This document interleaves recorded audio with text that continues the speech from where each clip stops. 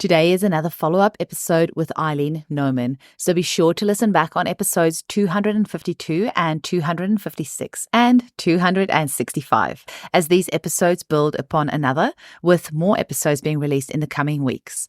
Eileen is a worldwide lecturer and pioneer on a broad range of topics, including homeopathy, medical astrology, metaphysics, and shamanism, and you can find the books she's written on all of these topics by visiting Amazon.com and searching for Eileen Nauman. She is also a New York Times best-selling author under the pen name Lindsay McKenna, having written more than 225 novels translated into 33 languages and selling over 23 million copies worldwide. You can learn more about Eileen at www.walkingtheland.net.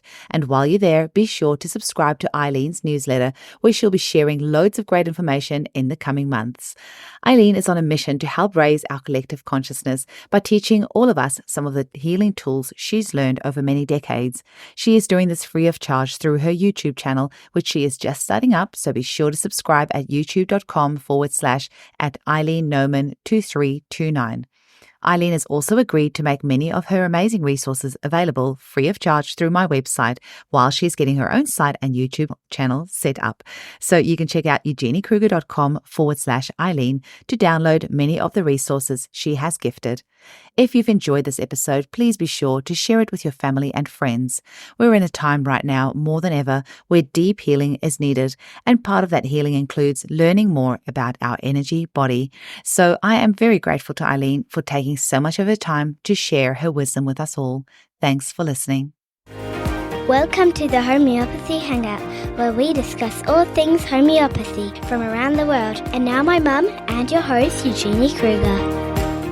Hello, homies, and a very warm welcome to another incredible installment with Eileen Nauman. I'm so excited that we get to have a chat again. Today we have the lovely Sharon Ralston, one of the homeopaths on my team, joining us as well. Eileen, we've had so much incredible feedback already from the past 3 episodes that we've done with you. We've got this one, and I think there's another one at least, or another 1 or 2 in the bank as well that we're going to be doing. Oh, yeah. Yeah. Thank you so much and welcome. Well, thank you. It's good to be back. I almost feel like this is my second home. I see you every week, which is nice. Hey, I'm enjoying it. It's such a privilege. Thank you so much. I'm not going to take any further of your time. You've got another PowerPoint here for us. So those listening on Rumble and YouTube can check out the PowerPoint, but you're welcome to obviously just listen in on the podcast as well. Eileen, the floor is yours. Okay, well, there is a lot in this one. I liken what we're doing is kind of like 3-dimensional chess. In one way, we're looking at the human in 3D, and some people know something about anatomy, and certainly homeopaths know a lot. Some know more than others, but at least you know the framework. And then on top of that, I walk in here and say, well, there's an etheric template that is gold colored, and it starts out in the crown chakra up here, and it's the exact duplicate of the body, but it has to do with all of the anatomical inner things beneath the skin, like your nervous system, your digestive system, and so on and so forth, and all your organs and all your endocrine glands, but you can't see it. And nobody, unless you're a metaphysician or you are a clairvoyant, can see that golden shimmering outline of that template of our body, but it's like looking through it, okay? And you can see the aura, the egg-shaped energy around you also. And I was just thinking today that, we're doing a crash course. Quite literally. I mean, it took me 18 years to learn all of this stuff, thanks to my parents. And they were both clairvoyant, and they had been schooled and trained like they were training me up. And so I had 18 years to suck this up.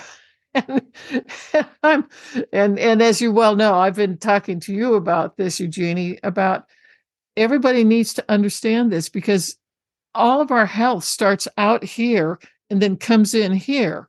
Whatever is happening out here, which goes back to losing pieces, or when we get wounded, when we get shock and trauma, it starts out here where we can't see it. But it continues to bleed down through the layers, through the fields, and into a particular chakra where the wounding took place. And then the chakra is blown, or the chakra, which is a round circle. It looks like a funnel. Okay. There's a funnel in the front and the back, like the heart chakra, the throat chakra. You got the brow chakra, the crown chakra, and so on. And no one realizes that our true health or lack of health actually starts out there and comes in. And again, the bottom line, the foundation is that it's shock and trauma that puts us in these out of balance ways. But it takes a while to kind of filter down. And so I'm trying to make this simple, but to me, it's like we are literally doing three-dimensional chess in 3D and 4D at the same time. So what I want to tell the people who are listening is, don't feel bad if it's just overwhelming to you, because this takes some time to really go through it and to digest it. And if you don't have any anatomy or physiology, there's a really fun book, and I love this book. It's called the Anatomy Coloring Book. It was done by a US artist, and it is one of the best books in the world for people who haven't sunk their teeth into anything that's anatomical, because everything we're going to talk about as far as the chakra goes, and the different layers and how they interact with one another to create whether we're healthy or not healthy, or we have issues over here or over here. If they could just get that coloring book and get some colored pencils or crayons, I don't care. It's fun. I used it when I was going through my EMT training, because they really put you through a lot of that. So just sit back and do what you can. Now, Eugenie, you got 3 handouts of mine, right? That we're going to give away free. Everything's free. And it's to help the people do the stepping stones on this in your own time and when you're quiet. And the one that's really important is I think you're going to turn it into a PDF, right, Eugenie? Yeah. Okay. And I'll just quickly pipe in there as well. So if you go to eugeniekruger.com/Eileen, EILEEN, that's Eileen's Corner. We'll put all her documents there. But there is also her own website, walkingtheland.net. And eventually she'll get all of her own goodies on there as well. So we just kind of have a little storing house on our website just in the meantime while her IT is getting all the things on there. And also so you have, a couple of different places. She's got her YouTube channel as well. So make sure that you go there as well. So we're just making sure that we're spreading the love around and making sure it's nice and easy for everyone to find Eileen and her work. Really? Well, Eugenie, you're kind of hard to find too. So I think it's the pot calling the kettle black. Anyway, I have a lovely niece. She is a graphic artist, and she's the one that created this beautiful design of a person with an aura. And on the left-hand side, there are names like etheric body, astral body, upper mental body, causal body. And then on the right, you have all of the chakras. And don't get misled. We'll take this a step at a time, but it's going to tell you a lot about yourself. And you may find yourself in some of the descriptions going, gee, this is just like me, or, oh man, I used to go through that. I'm not like that now, but I used to be that way. And it's like going through different chakras that have been, I'm going to say damaged, but they can be slowed down. They're whirling all the time at a certain vibrational frequency. And I'm going to talk a lot more about chakras next week, because people need to understand this. And because it is our bottom line with our health and with how well we get through this lifetime or not. So they're really, really important. But I'm going to touch upon them this week, but we're really going to go in depth and slower than this one. This one's going to be Mach 3 with its hair on fire. So the first thing you get to laugh at, that I always like doing funny things. This is my idea, that I drew this. Okay. This is my fault. Anybody want to laugh at it, go right ahead. I drew it because I was teaching this a long time ago to my shamanic facilitators who were my students. And I just thought, gee, I got to do something. And so this is what I came up with. It's not the world's best, but it will do. What I basically want you to kind of hold on to tonight is that we have chakras. We have 7. We actually have 9, but we're only going to deal with the 7 because they're in the body and they're connected with our organs in our endocrine system. And that's, again, we're talking health here. And so I needed to show something here, and I'm going to create a really nice do-it-yourself kind of graphic for next week, and everybody will probably howl at that one, but you'll really understand it and you won't forget it. And if you put your hand over a chakra, all right, like your heart chakra, remember we have two small little substation electromagnetic chakras right here. And you can literally feel them. You can feel either hot or cold, or if it bumps up because it's swollen and there's inflammation. So this is my idea. And I just basically said the electromagnetic system that surrounds our physical body is composed of parts. And I says it's just like a car engine. It too has parts that must work in unison so that the engine turns over and starts. And I said chakras are shaped like a funnel, like your mom when she makes, bakes or cooks, she uses a funnel. That's the type of funnel we're talking about. It's very, very simple and straightforward. But they are on our front and on our back. And that's why this particular drawing, I know my niece is going, oh my God, she didn't do that. Did she? Did she really put that out there? Hers are so much nicer. But, you get the idea. That's all I want you to get tonight.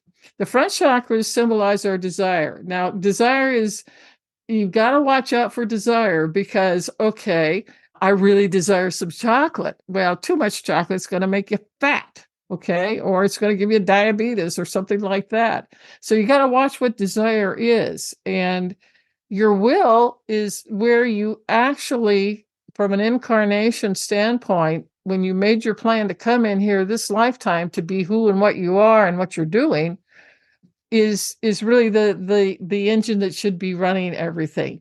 But our desire gets in our way.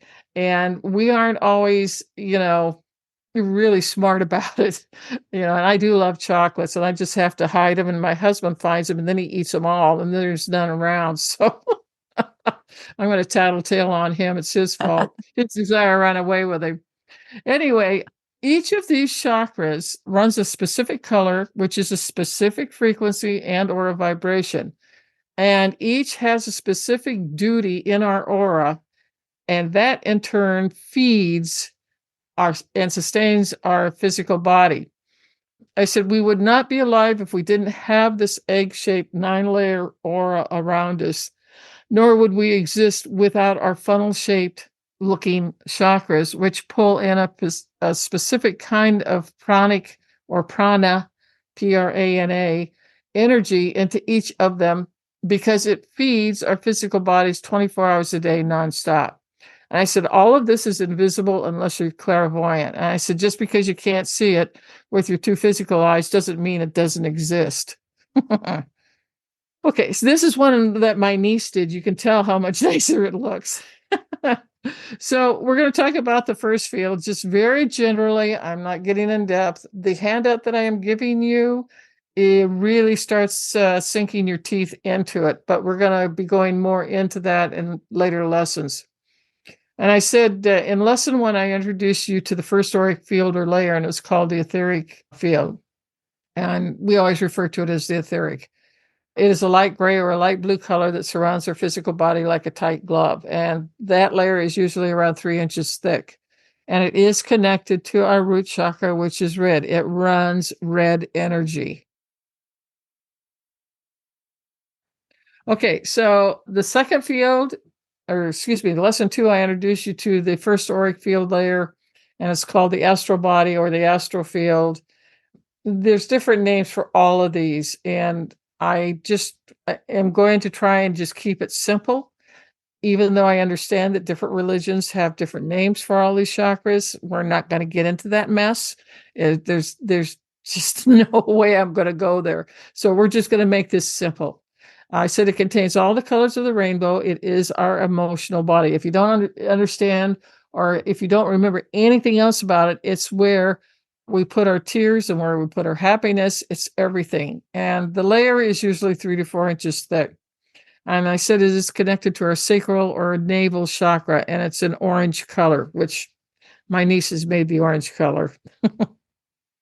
Okay, so tonight we're going to talk about chakras 3 through 7. And I said in lesson 3, I'm going to introduce these fields. And I'm going to, I had to have some kind of name for all of these, understanding that every religion has a different name for them, but we're still talking the same thing. We have the same fields. So I've named them here, but again, I'm just going to make it really, really simple. And what I tried to show, like, for instance, in the third field, which is they call it the lower mental field, and don't think that it means that people are stupid, okay? Because when you say mental and you say lower, you think that, no, that has nothing to do with anything. Metaphysics doesn't look at things that way at all. That's why I don't like these names. They build pictures in people's minds that we really don't need. But the lower mental body is a light yellow color, and it's the third layer out from the physical body. The upper middle body, okay, is the solar plexus, and it's rather gold colored. It's not yellow, it's gold. And we had kind of a hard time trying to make gold out of that, but we didn't succeed, but you'll believe me. And the causal body, or excuse me, we're going to leave the throat and the heart for a little later, but the causal body, I just want to kind of show you that the different fields as they go out, it's just a drawing. It's just to kind of get you used to understanding that those layers are there, and they're not two-dimensional. They're constantly moving around us very slowly, and so you can see all kinds of colors, like diaphanous clouds moving around, and different colors coming and going.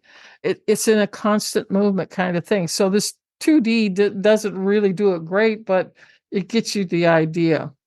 So I said our aura consists of 9 fields or layers of energy, and they create this egg-shaped protective electromagnetic energy field around us. And I said every living thing has an aura.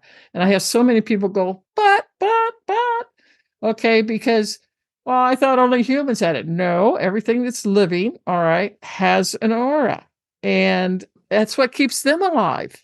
Stop and think about this. I mean, man is not the top of the pecking order, trust me, like they think they are. They're not. So this is an invisible energy, and there is a wonderful book. If you want to get into chakras and really sink your teeth into some of the best information I have ever seen written by anybody, Carolyn Mace is a medical intuitive. She's clairvoyant. I've taken some of her I took a 5-day course from her in San Jose, California. And she's an incredible being, and she knows those chakras inside and out. And it's the best 21st century or 20th century that I have ever had someone talk about the chakras like she does. So if it starts to interest you, that's the only book I want you to buy. Don't buy any other one but this one. And you will not be sorry. Okay, so here's the lower mental body. Okay, this is the what we call the solar plexus because it runs the yellow color. Just kind of forget the lower mental body. Just look at solar plexus chakra, and we'll be fine. I said that this is our everyday mind. It symbolizes the left side of our brain, where thought, memory, remembering the past and the present, is using the 3D world. If we didn't have this, we could not operate in this third dimension. So it's a very, very important part of what keeps us going on a daily basis. And I said, but it goes deeper than that. And I said, I've always wondered why they ever use lower. And I kind of explained that. So what you do need to know, just anatomically, just passing by right now, is that the solar plexus rules the stomach region, and the chakra is actually where the stomach is at. And it rules all of the digestive phase, whether it is down, it meets with the navel chakra, which is the second chakra, which is orange. It takes care of our intestines and our large intestine and our colon. So anything to do with digestion, whether it's heartburn or stomach ulcers or just, picky eaters, that type of thing, this is where ground zero is at. And I said, it also, be sure that, you don't look at lower as being stupid or not quite up to par brain wise. This has nothing to do with it. Although the vagus nerve is part of the solar plexus. And let me tell you, you want to read some stuff up on the vagus nerve and how important that is. Oh my God. So I can't talk about it tonight, but it's there. Okay, so the first 7 fields of the aura are connected to a specific set of chakras, and chakras in the Hindu religion is called a wheel of light, and they are light. They do stand out, and when you feel them, you can actually feel the vibration of what they're spinning. And as I said before, I think that if you're from the equator going to the northern hemisphere up to the North Pole, the chakras spin in a clockwise direction. But from the equator down to the South Pole, it is counterclockwise. And the way we do that, you can really tell very easily, and I can't get into it tonight, but I can kind of drop some seeds into your vicinity. If you know what a pendulum is, you can literally take a pendulum and hold it. Do you have one, Eugenie? I see you reaching for something. Oh, let's do a show and tell. I love that. What, you got it in your purse? Oh, God. Sorry, I just had myself on mute while I was looking for it. Okay, right. Okay, so the way that I would always train my shamans is I would show them how to use the pendulum and to show them where their chakras were at and to hold it at a certain so many inches away. And, it's either going to spin one way or the other. Or if it doesn't spin at all, it means that chakra is closed down. Or worse, there's etheric dross in it and it stopped it from spinning, which is a very bad sign. And you're going to have some health issues there. That's all I could say. So we use the pendulum because most people are not clairvoyant and can't see the spinning, and they can't look into it and see what's going on and whether it's spinning the correct way or not. And the easiest thing is to use a pendulum. So everybody who really wants to get into this, buy a pendulum. Okay. So I said that. Oh, sorry. Sorry, Eileen, I keep unmuting myself and then forgetting you can't hear me, just to make the editing easier. But so we're here in the southern hemisphere, so you're saying we're going anti-clockwise, but is that as I'm looking outwards, it's going anti-clockwise, or is that if you're viewing the person from the outside, that it's sorry, that's a really no, I mean, it literally, if you hold a pendulum over your heart chakra or your solar plexus, okay, and you hold it about 3 inches above it and just hold it real quiet, it's going to start moving counterclockwise because you're in the southern hemisphere, okay? But the chakras itself, though, so I'm trying to kind of visualize it. So you're saying it's this funnel that's kind of going out, but then it also goes round, right? So is that no. The chakra is a funnel, and it stays right where it stays very close to the body. Okay. And that's why I say put your pendulum about 3 to 4 inches above your body, above that chakra. Okay. And the chakra is right there. Okay. They are all in a line. They don't move around. Okay. Are they spinning at all? Pardon? So that they're spinning though, or is it? I'm getting myself confused here. Yeah. Okay. Let's say this about chakras. In the southern hemisphere, they're counterclockwise or anti-clockwise. In the northern, they are clockwise. If your chakra happens to be spinning clockwise, this isn't good because it's not supposed to be doing that. It's supposed to be going the other way. Okay. So that shows that there's an issue, or it stopped working, and that's not good either. So this is why you want that pendulum. And a lot of times people with jet lag, when they go from the northern hemisphere to the southern hemisphere, which I've done many times, oh my God, your poor chakra fields just get it's a shock to them, okay? Because they're in a very different energy pattern in the southern hemisphere rather than the northern. And that's all I'm going there tonight, okay? Okay.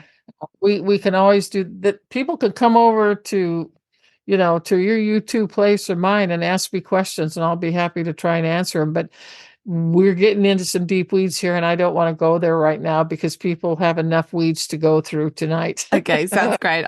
Thanks. I'll put Okay. myself back on mute now. Oh, no. I love questions, and just some of them, it's going to take maybe 15, 20 minutes to get seriously into the intricacies of it.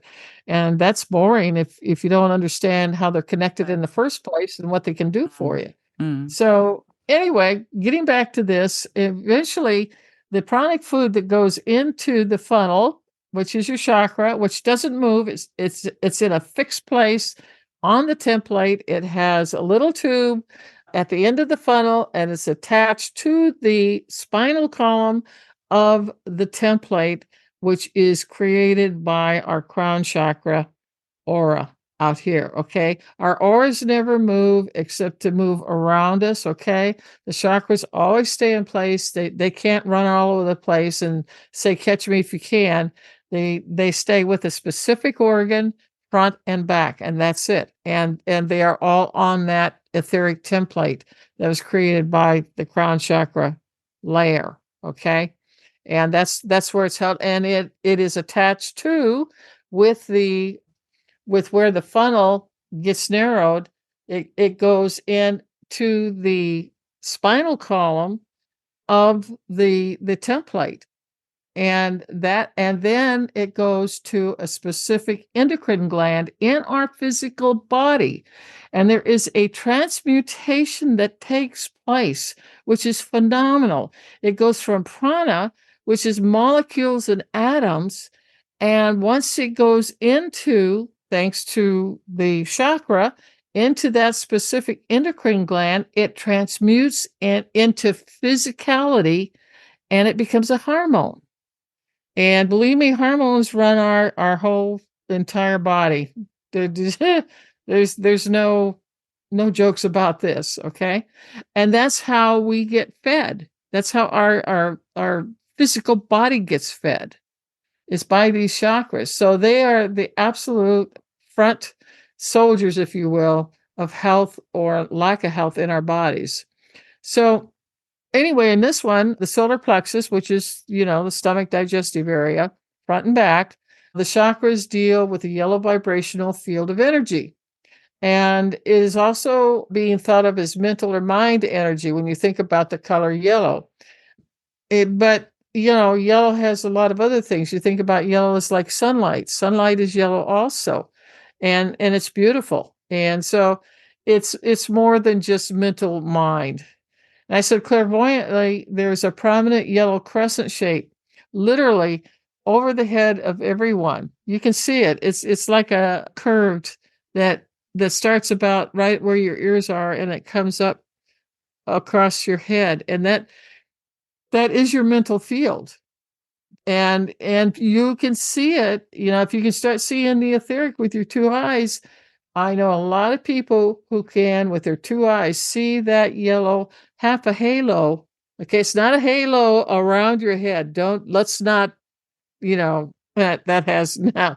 No, it's like half of a circle, and it's just right here.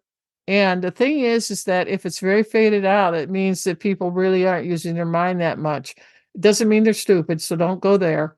But somebody who has, let's say, a very mental job, like let's say somebody that's not in IT and computers, they're using their minds to the ultimate, all right? Or mathematicians who are writing formulas, then their field, that particular field, gets very, very almost golden looking, and it just really stands out very prominently. But it's not a halo, so just get that out of your mind. Anyway, its job is to communicate with one another in the third dimensional world. Okay, this is how we get along.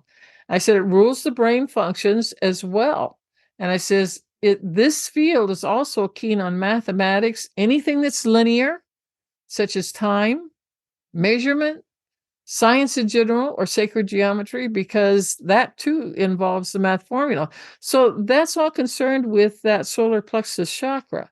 And so it's more than digestion, but it's also digestion if you want to look at it symbolically of linear thinking in any way, shape, or form, too. Okay, so the next one is the heart chakra. You can call it the heart field. It's just above the stomach, and it's right here in the center of your chest. The heart provides a counterweight to the mind.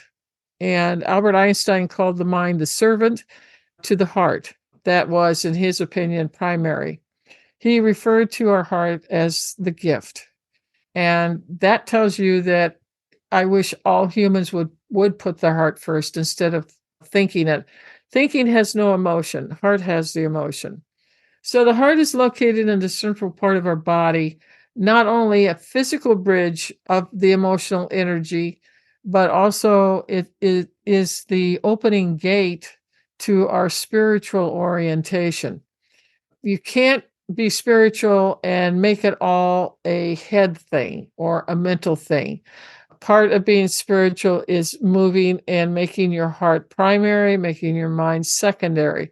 I always say that the lower mind or the everyday mind is good for the grocery list. But if you want to really move up the ladder spiritually speaking and become a better human being, then you are listening, first of all, to your intuition, because that is where intuition comes from, is our heart.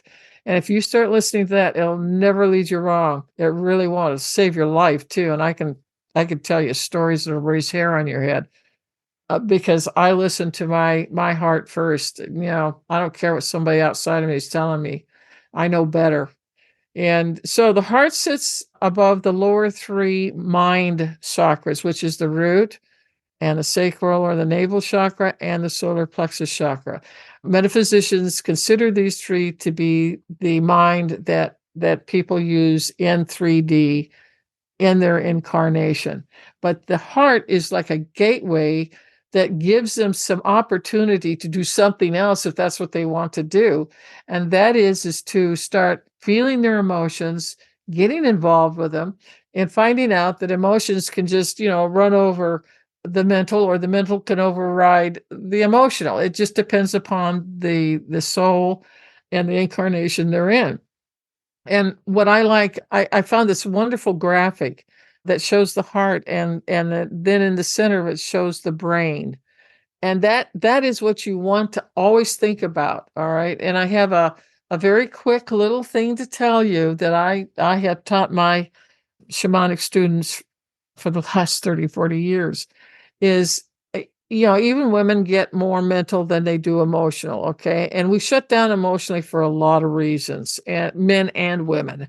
And plus we have a society that tells men that they can't cry and that they can't be emotional and they can't feel and they can't talk about the things that really ought to be talked about. And I have had a lot of my students who are highly intelligent. I mean, just incredible people. Very smart, far smarter than me, believe me. I don't have any PhDs. I don't have a BA. I don't have an MA. I have nothing. So there you go.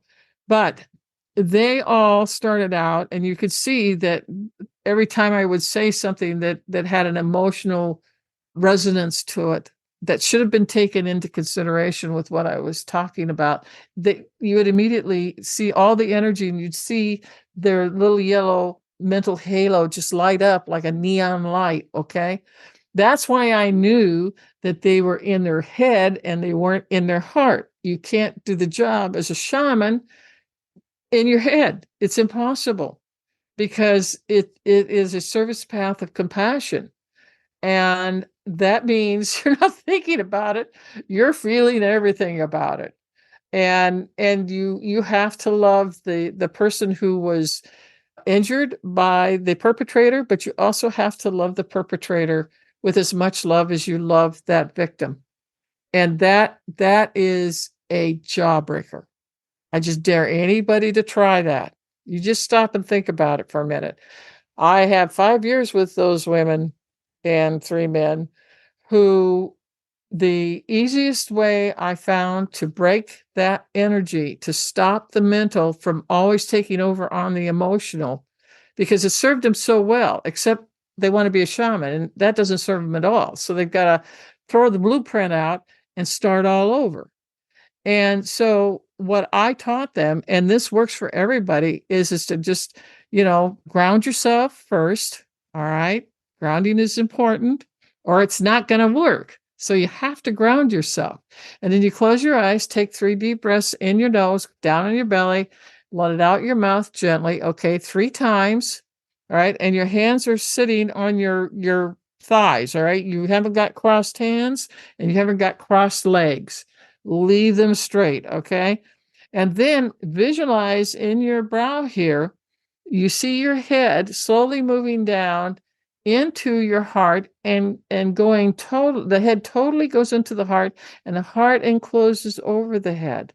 And just stop and feel that. That's a big difference. Don't believe me? Go try it. And it's the first step in quieting the mind.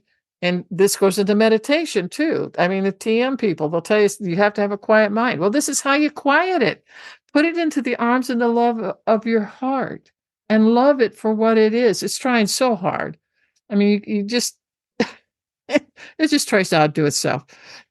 And hold it and just stay there and feel it for about maybe a minute. And then, all right, do your 3 deep breaths in and out, and then just open your eyes. The head will stay in the heart, but I'm sure with really heavy mental people that head's going to start wanting to come up again, just like the astral body likes to come out of your feet and go up your body, okay, and escape because there's too many emotions. So, but the head heart is one of the most important things you can do as a human being. And you don't have to be a shaman to do this either, but you do it for yourself. And you start finding, my people found it would take about 3 months for them, sometimes 6 months, depending on how heavy the mental activity was. You don't want to think it, you want to feel it. And at that time, their lives began to change very markedly and in some very soft, kindly, loving ways that they never before had any experience with. And so it took them several years, of doing that daily. When you get up, go potty, first thing you do is sit down, ground yourself, do the head heart, and you're ready for the day. Okay? As a better human being, because you've involved your heart, you've involved, the kindness, your generosity, a smile for somebody, or saying a kind word, or saying, hey, I really like that scarf you're wearing. It's really beautiful on you. It's not a lie. It's just going out of your way to help someone else who's probably having a hell of a bad day and they're struggling just like you are. And when you start understanding everybody's struggling, you're not going to do any judgments. And being a shaman, you can't do a judgment at all. So, I mean, that's another bone to pick on. Okay, so getting back to the heart, the brain is in the heart. This is the thing about the heart chakra I want you to get tonight. And I said that the mind is a robot. It has no feelings. The heart develops our riches, every human emotion, good and bad, all right, that we learn about in each incarnation.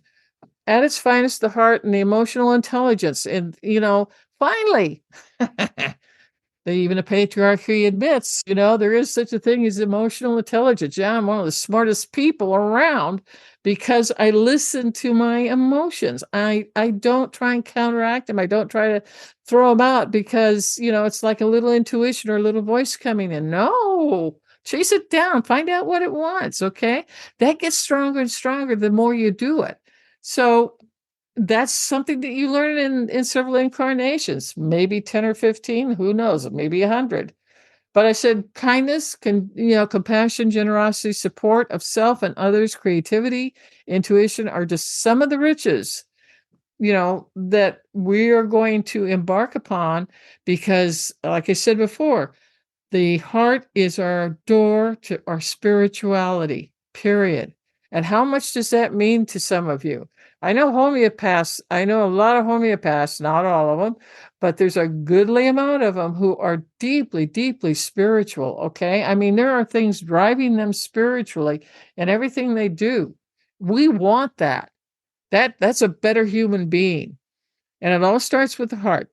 So let's move on here. Okay.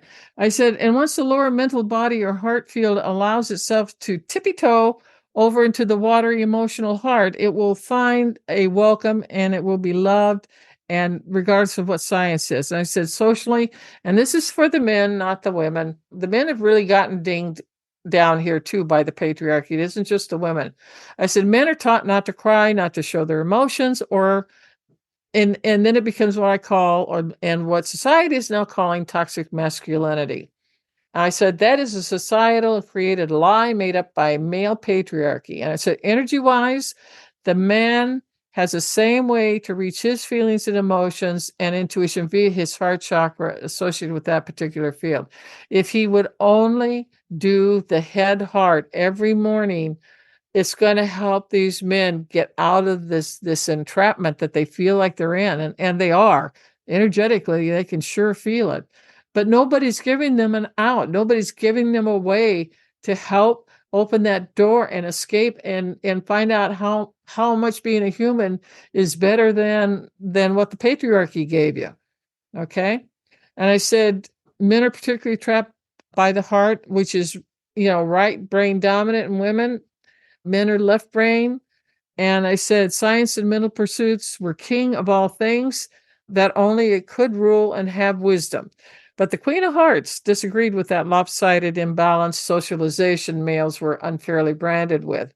And I said, she knows we all need to be loved, nurtured, protected, and supported. I said, the mind can't do it at all. I said, but the emotions sure can. And I said, and as we move from the mind is king into the age of Aquarius, this particular societal disease that has harmed both genders will start to dissolve once and for all, and it can't be too soon. I said, the heart is primary, the mind is nothing more than a servant. Love and peace over hate and war. Take your pick. Okay, so the throat chakra, this is right here, all right? And you can literally hold your two hands about 3 to 4 inches, 3 inches away, and you can move them up like this, and then you can move them down slowly and push your hands out, and then flick your hands, because you've pulled a bunch of what I call dust bunnies, which is positive ions, out of your aura, which is good, okay? But you can literally feel that heart chakra if it's working. It's one of the easiest areas to work with, and it is, it is a spiritual gateway, literally. Once you've decided that you want to become a better person in the heart chakra, the real test for learning about spirituality is in the throat chakra. It is a blue color. And it is also these chakras, the heart, the throat, the brow chakra, okay, are connected to the crown, and they all work together in concert to help us in a spiritual way to become better people. And hopefully, as we do, we're going to get more and more metaphysically opened as a result of that. Now, there's lots of tools in the right, and it doesn't say that everybody's going to be doing the same thing. It's whatever you need for this incarnation. In my case, mine was clairvoyance, but I don't do a lot of other things that other people do. I mean, for instance, psychometry. Psychometry means you can hold anything in your left hand, okay, because this is the energy coming in, and this is the energy going out in the right. Hold it in your left hand, and a person who has psychometry abilities, which is, again, metaphysical, they can literally see like a movie screen across their head, and they can see everything that this thing is and what has happened to it, what the age of it is, and what is its importance, or what is its value, or what does it do. Now, that's psychometry. I'm dead on arrival on that one. I can't do it. It's just not my thing. And so you'll find as you get into the throat chakra that you're going to start defining what interests you. Okay. And this is where people like Barbara Brennan, who wrote the book Hands of Light, She's working out you can bet she's working out of her throat chakra and her brow chakra and her crown chakra, because she's wide open and she can see everything that I described earlier about the Catheric template and the crown chakra, how you see this other dynamic part of us, that it helps keep our human body from dying. So anyway, I said this is the throat chakra. It moves a blue color through it. And I said it's connected to the Catheric energy spinal column. And that's that gold anatomy I was talking about earlier. And it is concerned with the human either remaining a lower human, which means they're working primarily out of their root chakra, their sacral or navel chakra, or their solar plexus. And they don't go any further than that. They just stay there. Or they're striving to grow and mature mentally as well as emotionally. And so they have started working in their heart, and then they're in alignment with their heart. And then they go to the gate of the throat chakra to begin to live a life where one's maturity and spirit are of equal importance while living in our 3D environment. And this is why many, many metaphysical people never tell anybody what they see, what they hear, what they know, what they can do. They never do, because everybody will say, "Oh, she's crazy. Put her in the mental home. Just drug her up. She doesn't know what she's talking about." And so that's why most of them don't come out, to say anything. But we're in the age of Aquarius now, and it's time. Okay, so the throat chakra number 2, I said, this field is only concerned with you making a commitment to yourself to become a better human being than you ever have before. And I said, it's like there are 2 roads.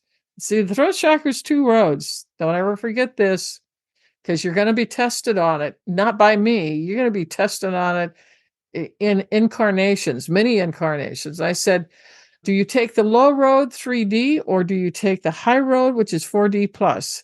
And I said, there is an awful lot of one's willpower involved in this back and forth process. Remember, our will are the rear chakras. Our desire is our front chakras. Our desire can actually help us go down the wrong road. You better be listening to what is really, really, really important to you and stick with it as best as you can. And I said, do you want to be all you can be or not?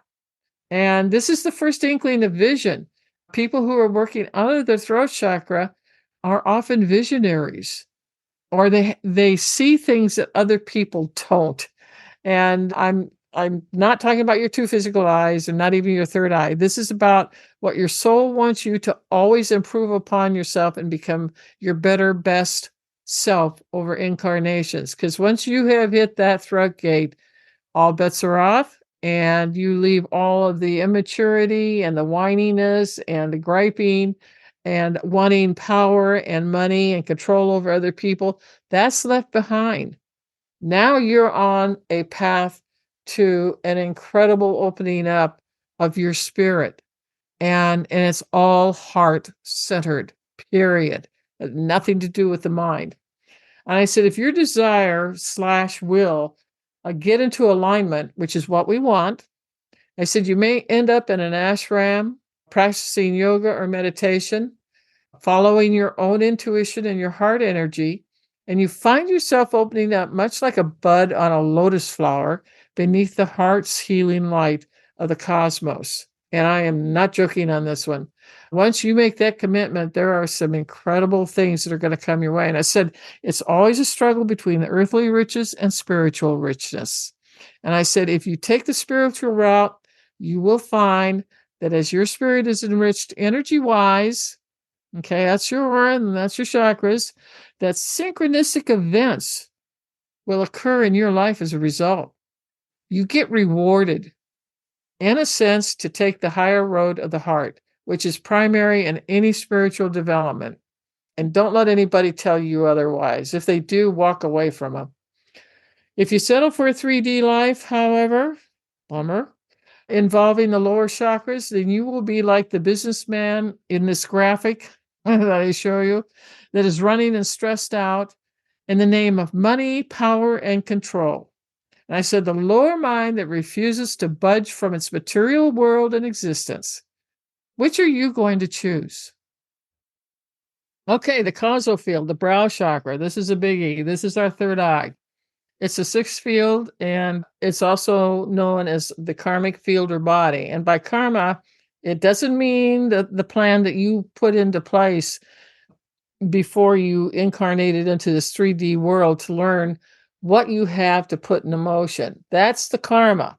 It doesn't mean you did something wrong. It just simply means that's what you're putting into motion. And it isn't all roses and flowers, folks. I mean, ask anybody who lives down here, they're going to die laughing over that one. It's hard. It's hard, hard work. And I says, the soul learns by living in 3D and making a whole lot of mistakes. Every day I make a mistake or more. And I said, in this case, karma does not necessarily mean you're going to pay for something that you said or did to someone else or harm them in some way.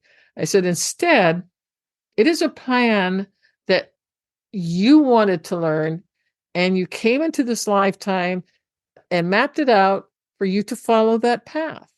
So you got nobody to blame. Whatever has happened to you, you set that plan in motion. That's not karma. That was your educational process that you came in to learn from. And we all get tasked with the same thing.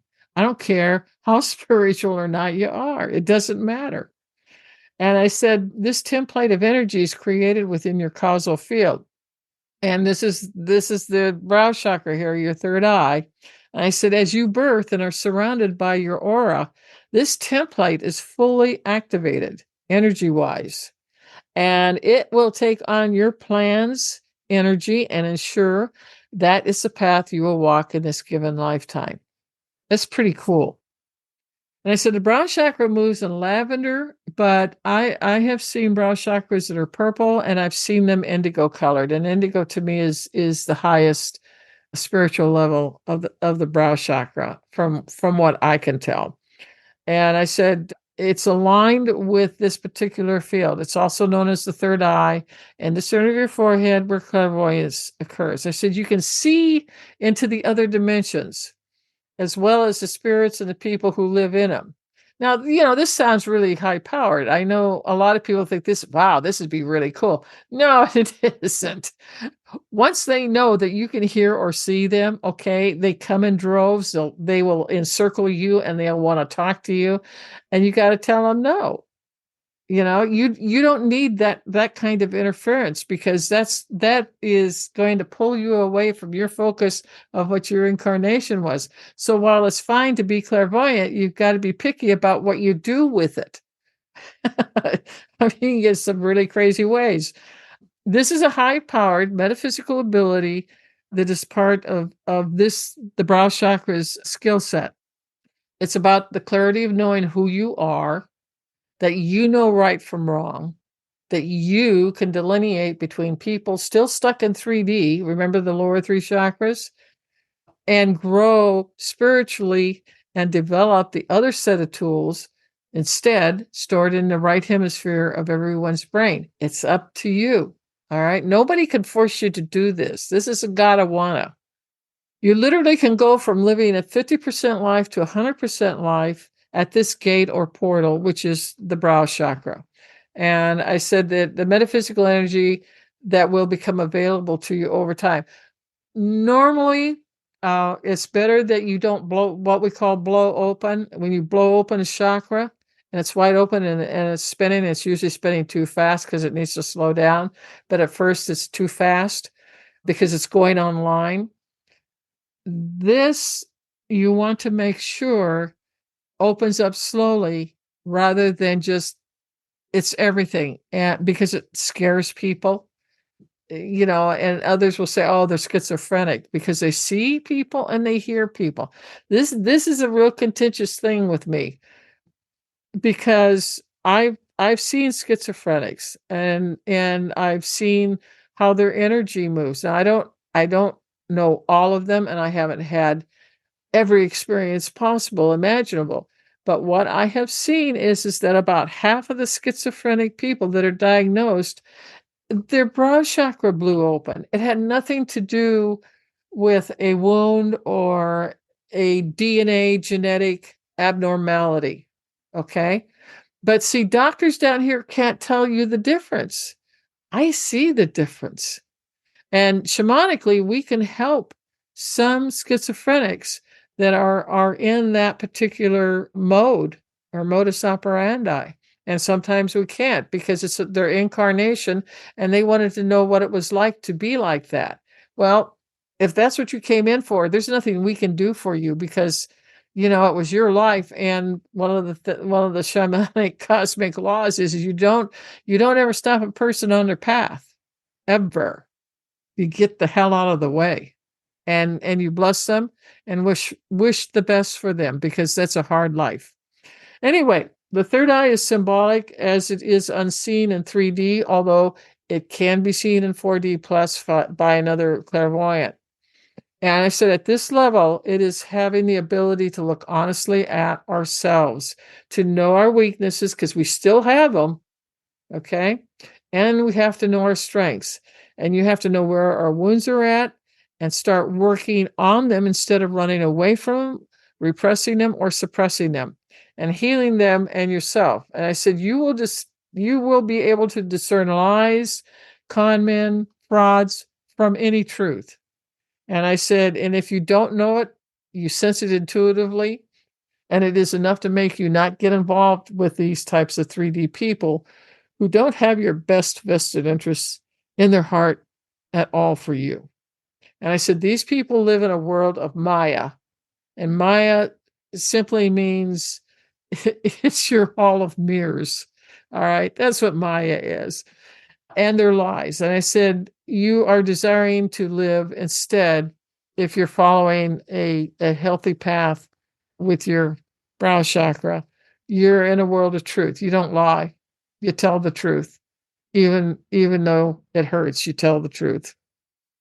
Okay, so the brow also has another wonderful skill set in it. And I said, you have a great deal of intelligence at this level.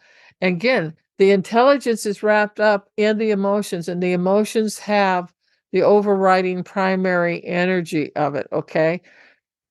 But this is the type of intelligence I'm talking about. Geniuses blossom at this level.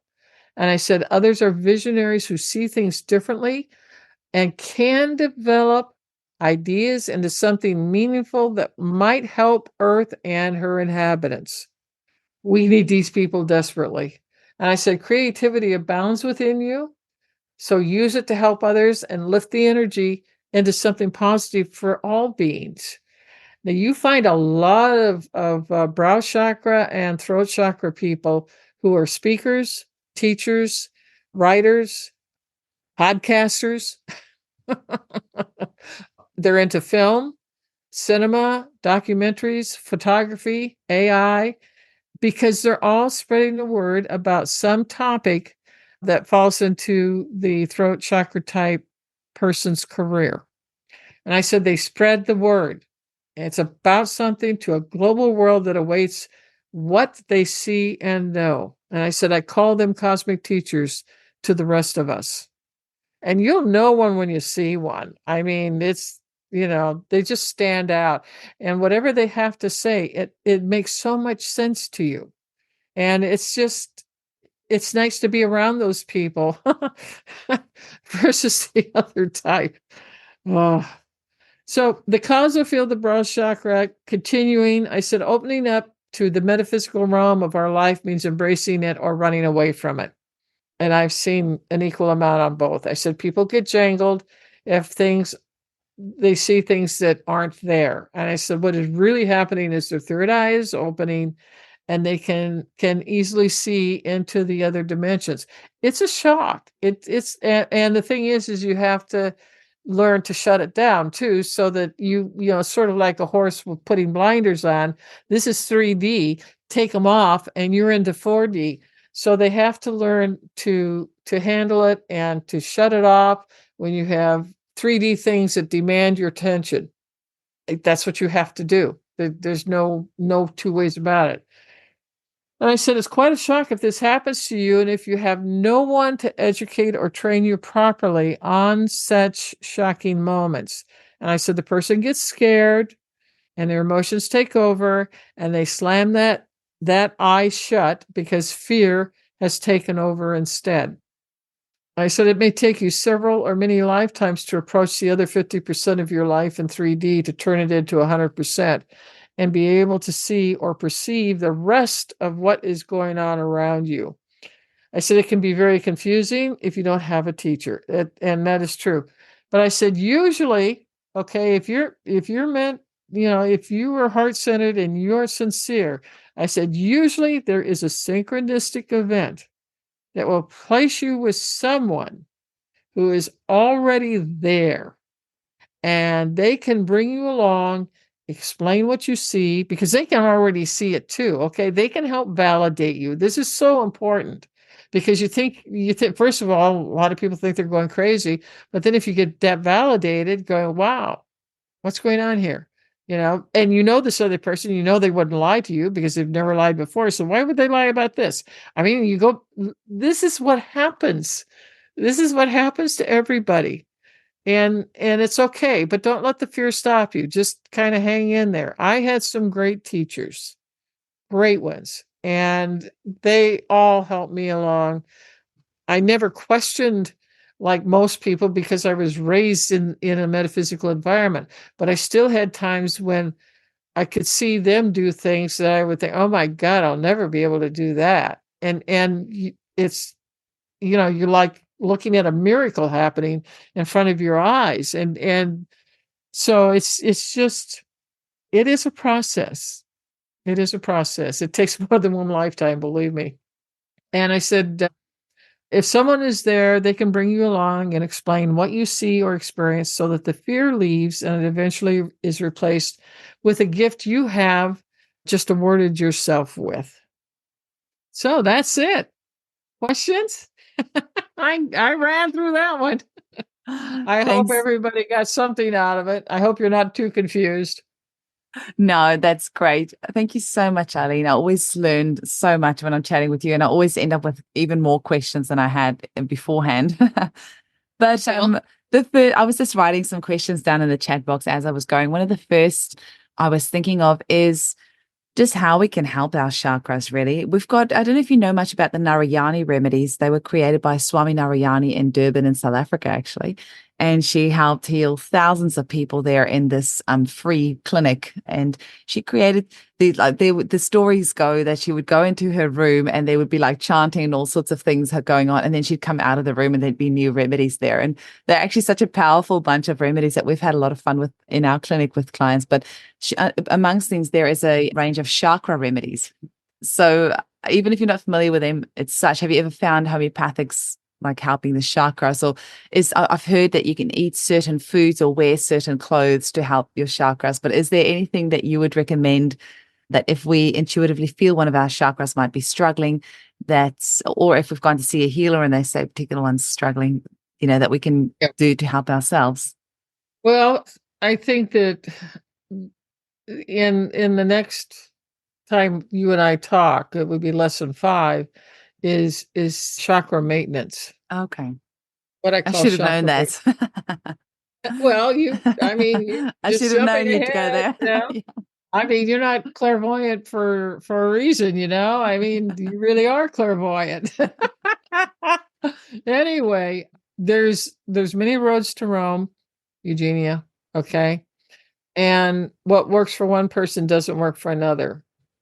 The acupuncturist gentleman from Sedona who took care of my mom and helped get her whole cardiovascular system up and running again and gave her 10 more years of her life just with acupuncture. I talked to him quite a bit. I love talking to him. He's just an incredibly spiritual, deeply spiritual person.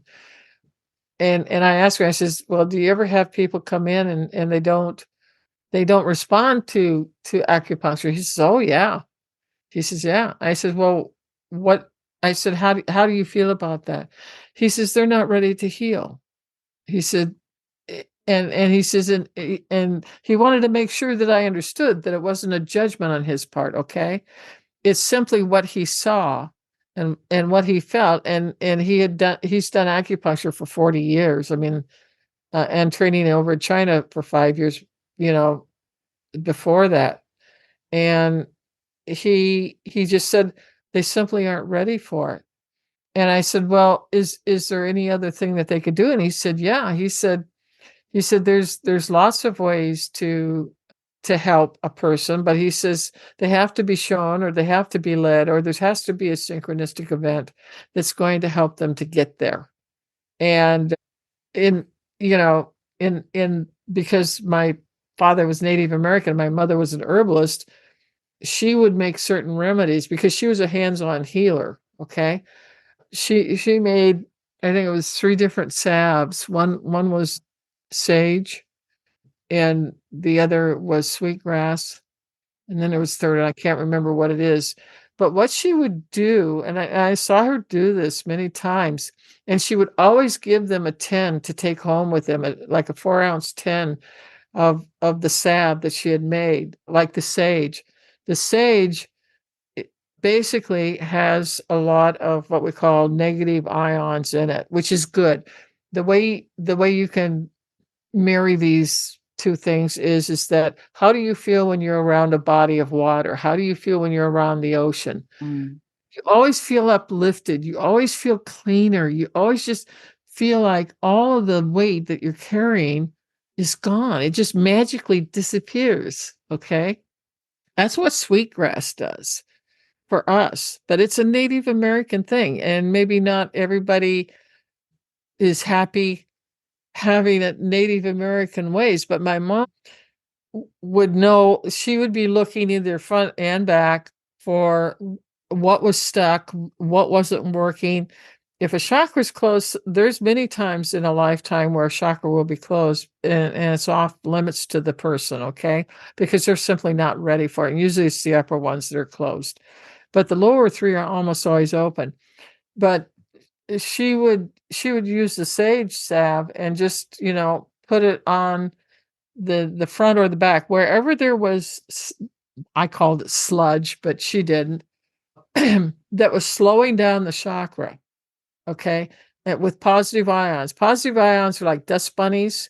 Okay. When you you dust your house and stuff like that, that's positive ions.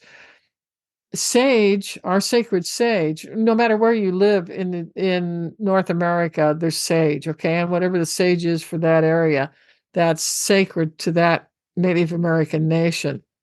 And they would make a sage salve out of it and rub it, okay? And they would rub it, if it was in the northern hemisphere, they would rub it clockwise on it very gently, and then give the person the 10 of salve to take home with them, because it has negative ions in it, and it literally will pull out the dross and the stuff, the blockages that are stuffed in there, and then the chakra can begin to turn and go faster and faster and faster. My mom would usually see them in 2 weeks, because that's usually what a 10 lasted, and they would be so much better because of it. But if you're not of a Native American mindset, there's got to be something else out there for you in another form.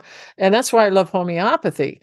There, you don't have the guardrails that you get. If you're Native American, you use certain things, okay? And African people have their own means and ways of doing things, and it works for them, okay?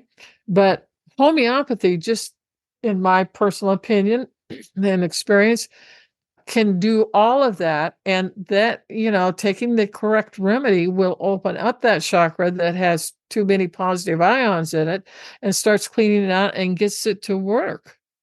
I've seen that time and time again. And again, it's the well-chosen remedy.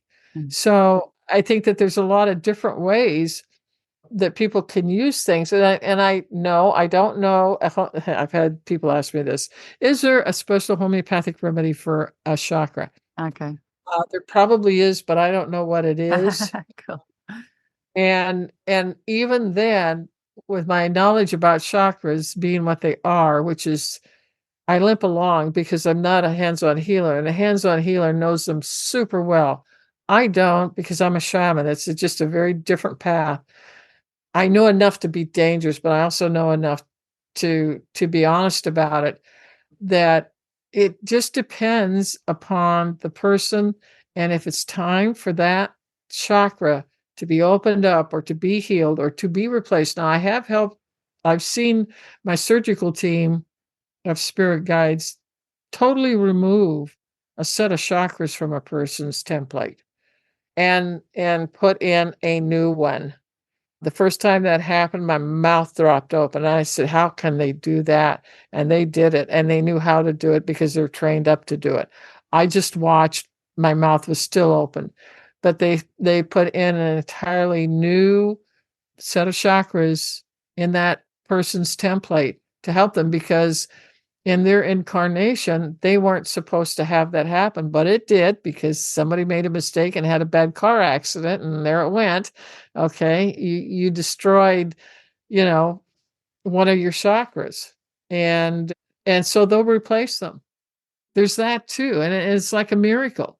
So there's just, I have different ways, and I'll talk about a lot of them next time so that people can try them. But I do recommend everybody get a pendulum, okay? And get a small book on a pendulum. There's not one I particularly recommend. Maybe you can, Eugenie, that teaches you how to use it and everything. But I'm telling you this straight up. If you do not ground yourself, you're not going to get real-time, actual information that's going to help you. Okay? It won't work. It will not work. So that grounding is just, the basis of everything. So does that answer your question? It does. It does. I have was going to ask, you said animals and plants obviously have auras as well. And I actually think did you say they have chakras as well? They do. Yeah, And absolutely. Just like us. Yeah. but the same amount of levels, or do they have less or more? No, they're not, they have less than we do, because we're on a different path than they are. And every path is different, but usually there's 3 or 4 chakras, depending. I see more on trees. I see less on flowers and bushes. And gosh, the rocks are so old. They're billions of years old in some cases, but they might have 2 or 3 chakras. It just depends. And, and everything is different, but they all are surviving. They're all living. I mean, I talk to rocks all the time, and I'm, yeah, there's a good one that can put me into the mental home. Oh, I talk to rocks. Yeah. And they talk back to me. You want to know what they said? No. Rocks have taught me a lot. Believe me, they're amazing. And they're big time healers. One of the things that I'm going to be talking about is quartz crystal. Just an amazing healing tool. That's Just so amazing. Cool. I was thinking about the other day, maybe I have too much empathy. I don't know. But as a child, I was that kid that always felt sorry for my toys if I gave one toy a bit more attention than the other toy, or I wasn't able to talk to them enough that day, or all that sort of stuff. But same with my crystals. I've got this gorgeous amethyst sitting here next to me, but I've wanted to use it with the healing in my clinic, just sitting there. But I feel sorry for the crystal taking on all this people's healing. Or actually, I've got a huge shungite, and sometimes I'll just sit there if I'm trying to just, get some of the EMFs of the day off, and I'll just sit there with my shungite. But then I'll feel sorry that this poor shungite is taking on all my EMFs and all my shit of the day. Yeah, but the shungite's whole path in life is to remove dangerous energies around human beings. That's their job. Okay. And they knew that going in. And they're very good at it. And they do transmute it. That's just like, when the prana comes into the chakra, and then as it moves through, it goes eventually to one of the endocrine glands, where the prana is actually transmuted into a hormone. Okay, that makes sense. I mean, so the shungite isn't hurt at all, okay?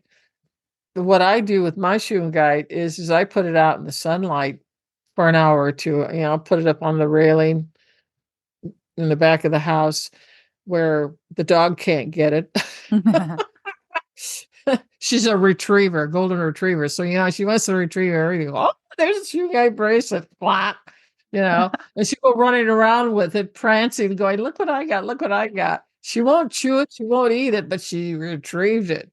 But sunlight is so good for everything. All right. With the exception of some stones, but I don't want to get into that tonight. But the shungite can re-energize itself with sunlight and moonlight, as all stones can. There is, some of them you don't, for instance, like that amethyst of yours, don't ever put it into direct sunlight. It will fade the purple away to quartz crystal translucence, and you will lose the purple. Oh, that's interesting. Okay? Yeah. Always keep your amethyst in a pouch, okay? Keep it away from sunlight. Don't wear it out in sunlight. And moonlight, with my amethyst, I put it on the windowsill when I have a full moon where it's coming in, and I'll let them lay there, and they enjoy it, and it's not taking their color away from them. That's interesting. So some stones you don't want to put in sunlight, and amethyst is one of them. Also with amethyst, you want to be very careful that you're not bringing in an ADD or an ADHD child around amethyst, because it really discombobulates them. The energy of that is the brow chakra, okay? For the amethyst, it's purple. This is the first thing I want you guys to start making connections with is, okay, it's purple. That means the brow chakra is going to be stimulated by it, okay? And it's true.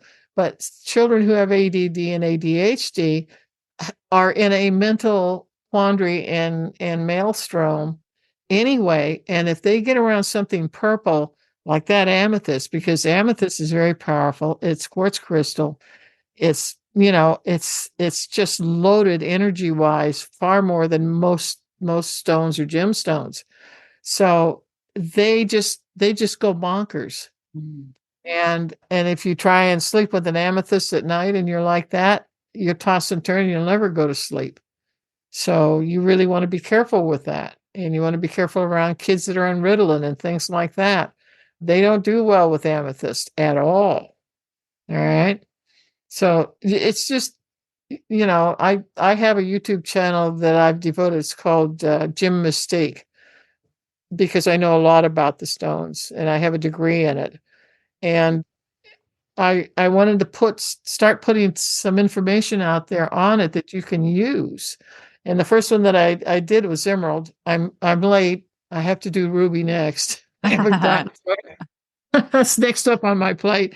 But because I trained in with Oshana for 3 years off and on gemstones and quartz crystals, she was just an incredible, miraculous, wonderful, brow and crown chakra teacher. She just knew it all and was incredible. And she passed on what she knew, which I think is very, very important. It helps the rest of us. But she would tell all kinds of stories about these stones and which ones you should or shouldn't do this or that. Like, for instance, you don't want to use azurite, which is a copper mine stone, and it's blue and it looks very beautiful and scintillates and looks very, very pretty. But it is so highly poisonous if you put that in water. I remember putting my goldfish, somebody gave us an azurite and we didn't know it. And I think I was only 5 years old at the time. And I put it into the water of this little fish aquarium we had, and it killed the fish. I cried. I just felt so horrible. But I didn't know at that time that azurite has copper poison in it because it comes from a copper mine. And you also have to be careful with malachite. It is also a copper mine stone too. And you have to, think about these things. Although I will say for malachite, it's very good for people who have rheumatoid arthritis, in particular, to wear a small stone in their left pocket, because it's going to pull the energy of the stone into their entire aura. Okay. and it begins to circulate, because copper, they have found, is helps rheumatoid arthritis or osteoarthritis. It actually helps. Hmm. So, and if people like stones, then they should look at a stone remedy if they're sick.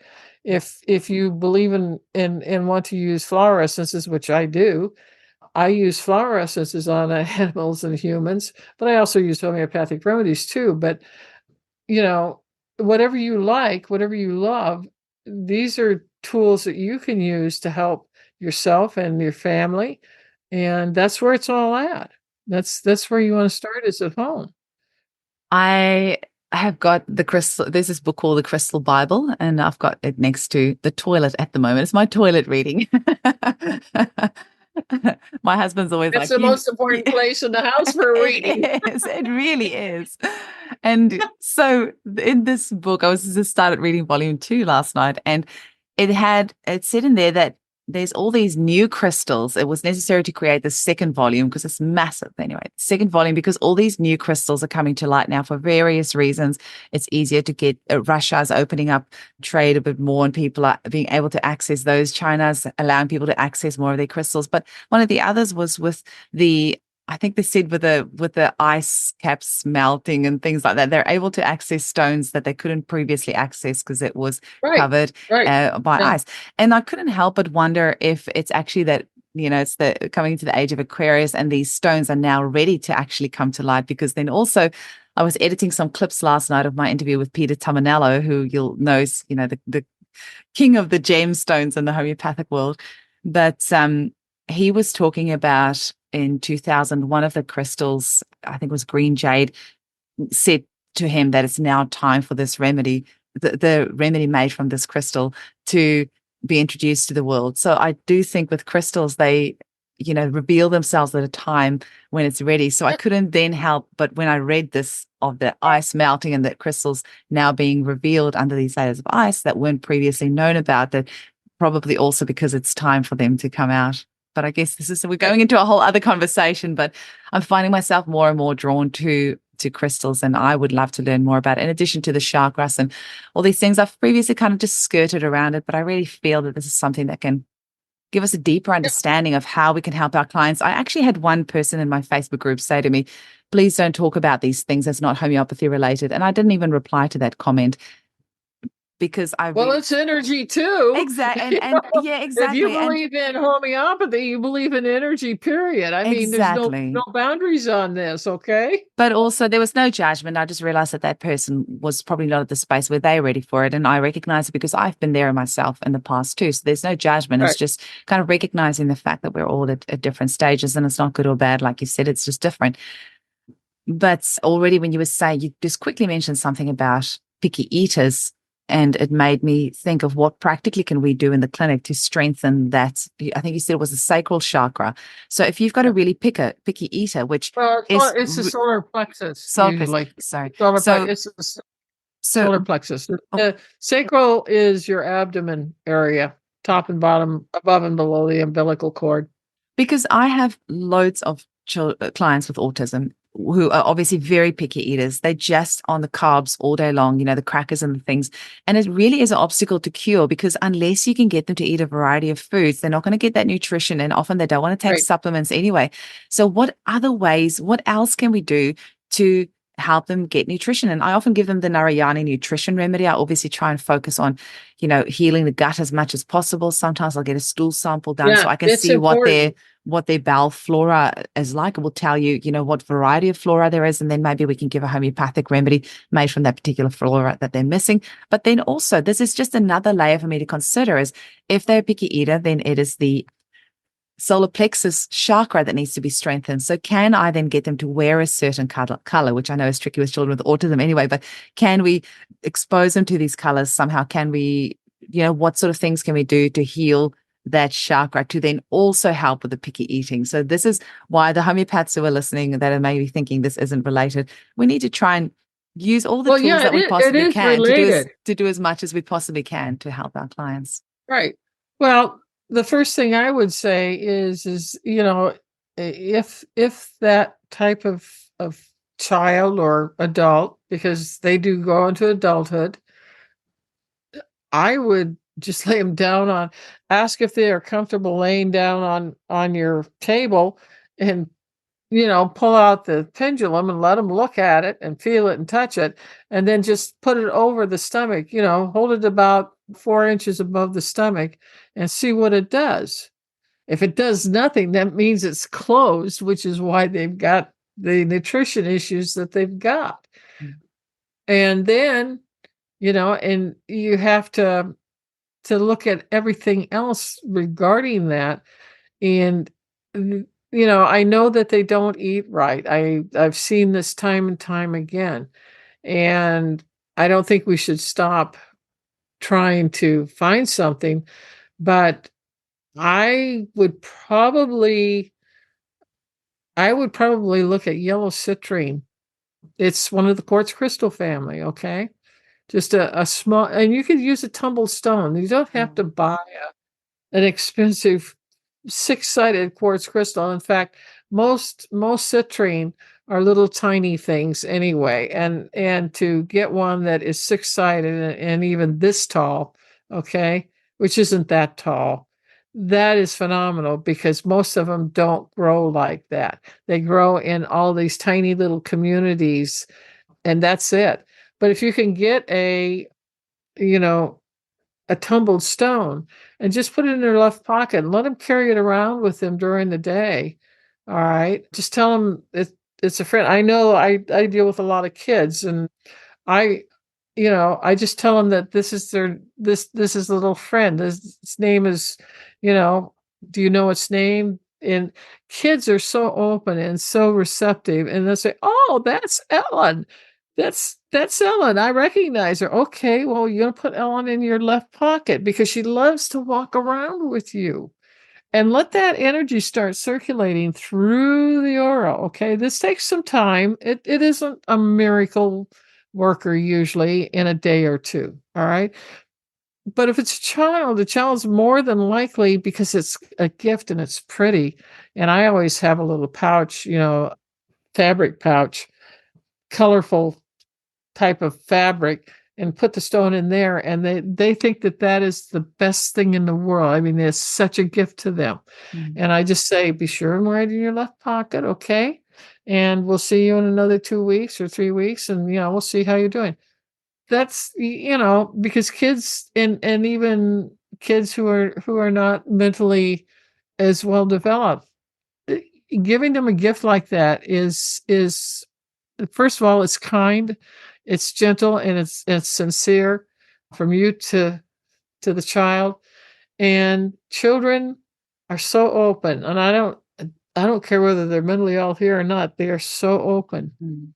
Their hearts, they're all heart, and it's so easy to talk to them. And so, right now, I have a person. It's not a child. It's a older person, a woman. And I sent her one of my tins of sage because she is not Native American. She's Caucasian, but she has always believed deeply in Native American healing. And she was having a lot of belching, heartburn, this type of thing. And I told her, I said, just, put it on, before you go to bed at night. I said, now when you make a salve, it's made out of the comb of the honeybee. Okay. It's a wax. It's not a grease. There's a difference. And so you just need a little bit of that, and just, rub it over the area and see what it does for you. And within 5 days, she came back and, said, it's all gone. I don't have the burning in there anymore.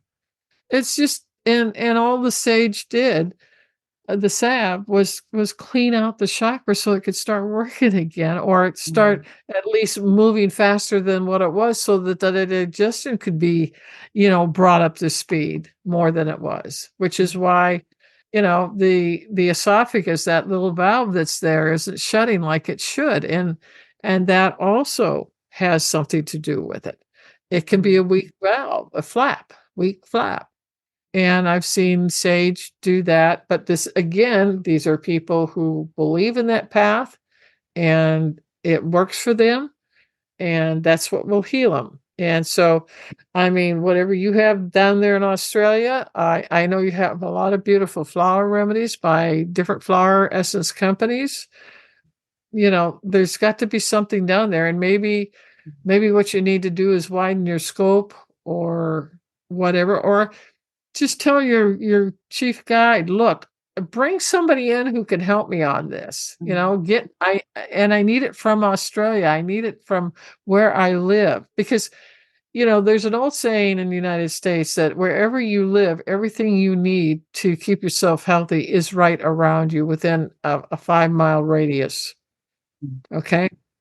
And I find that to be true, because in every place there are different herbs, different flowers, that can help us, and different stones. There's different stones and different types of, I mean, is it a metamorphic area? Is it basalt? Is it sedimentary? We could go on and on all night. I could tell you lots of stories about that. Maybe you just aren't living in the right areas. I mean, there's that too. If you're a water person, you love the sedimentary areas. And if you can't live by the water, at least you want to be where the sedimentary was, because it meant that it was under the ocean. And then it uplifted after millions of years. But that energy is still there. See, this is the thing.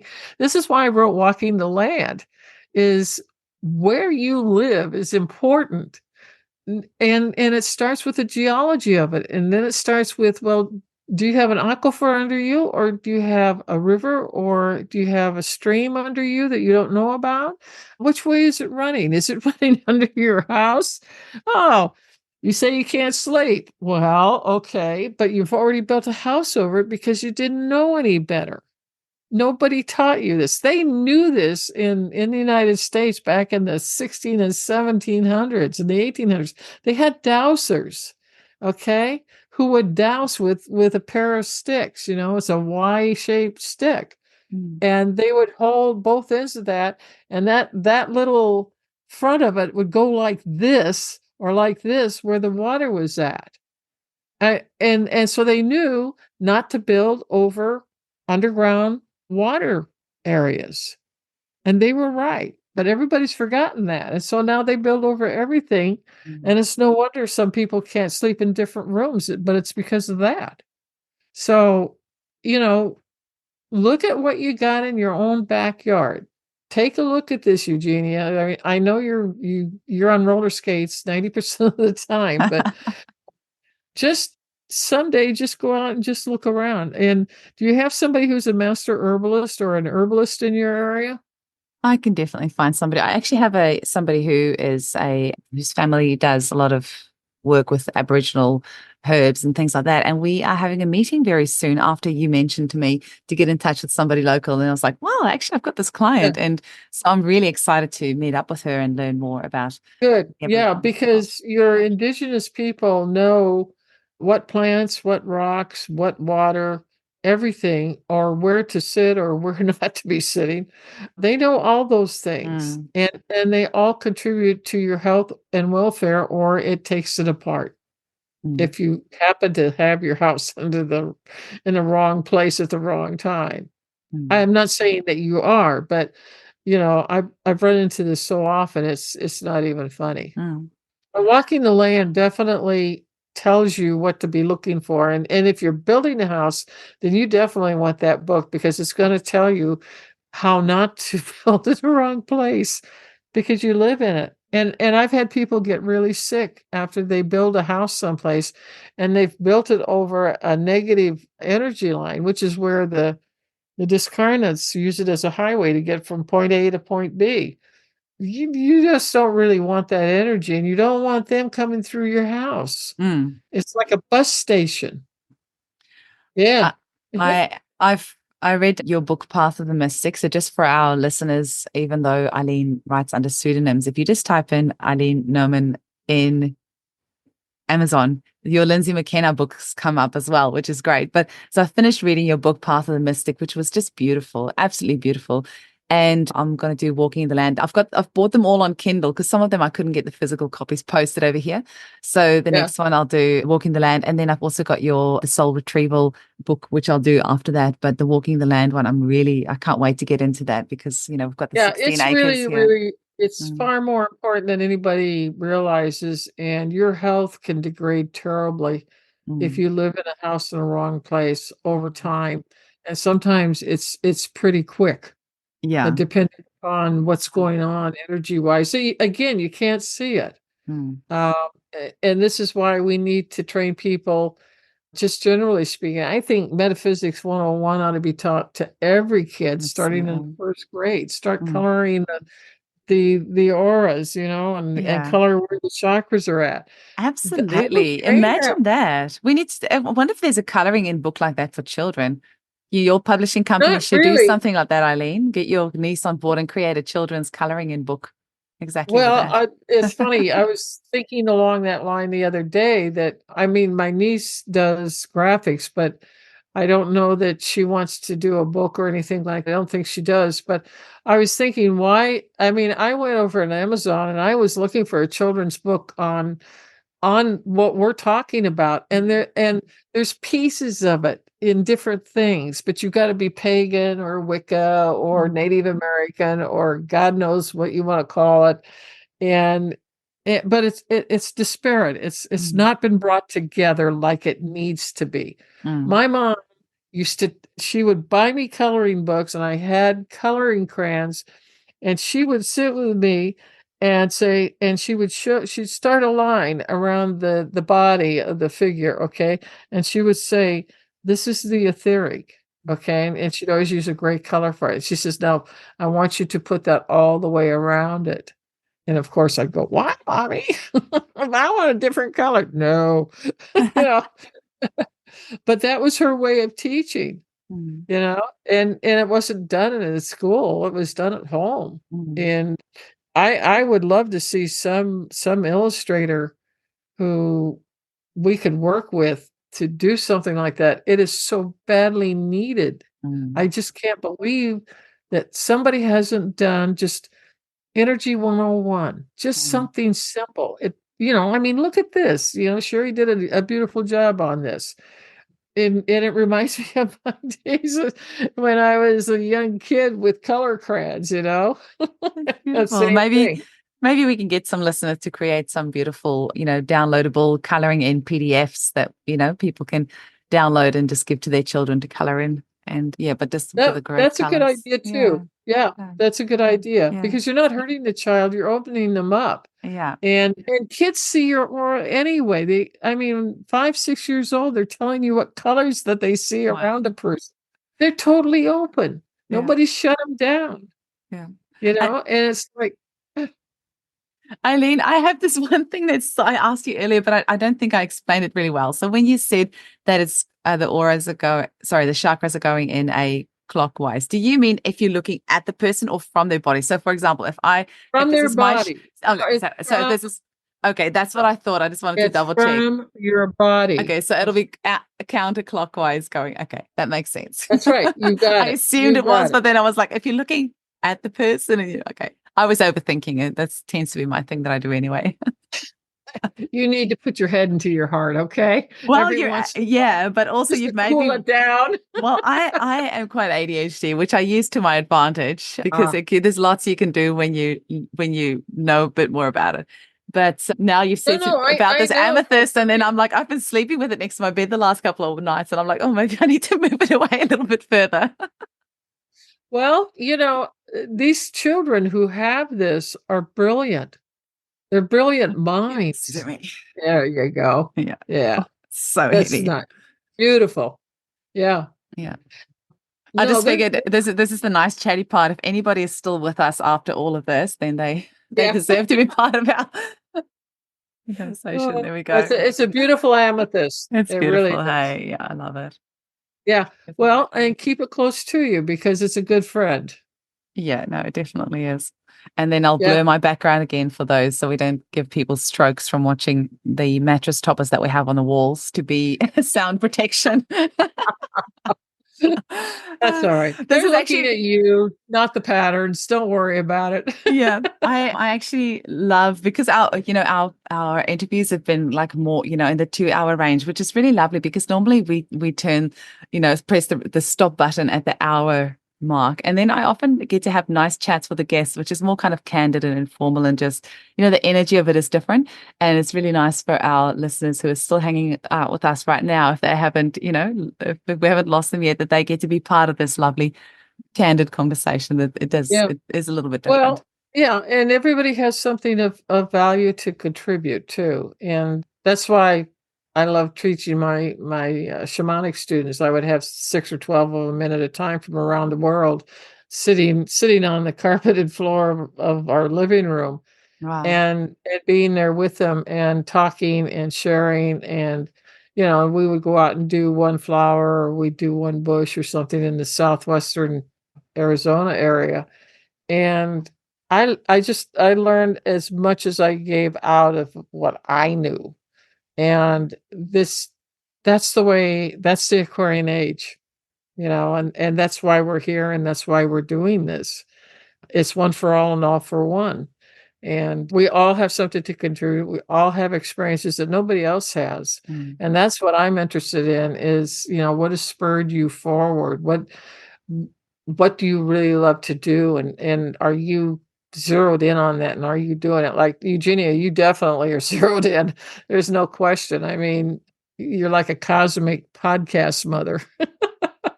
I do. Compliment, by the way. I do. Thank you. I know I feel that, but it took me so many years. Like every now and again, I start to feel guilty that I literally living the life that I would love to live from a professional point of view. I mean, I have the best family as well. So definitely from a family, my husband and my kids are incredible.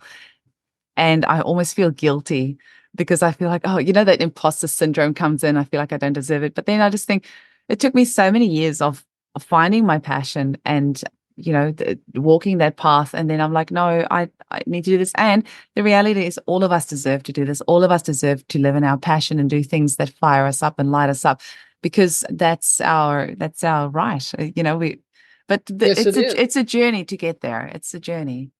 And it's Yeah, it not makes you always want. easy.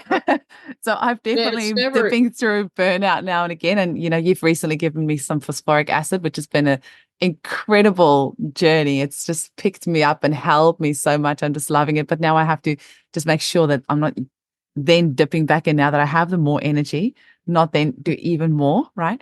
Just staying in that balance. Yeah, no, it is called walking in harmony, what we call walking in harmony. You have to know when to quit, and you have to know when to give your physical body a rest and your mind a rest. And there is that. Yeah. That's something you learn along the way. I'm 77, so I've been there, done what you've done. I know from experience.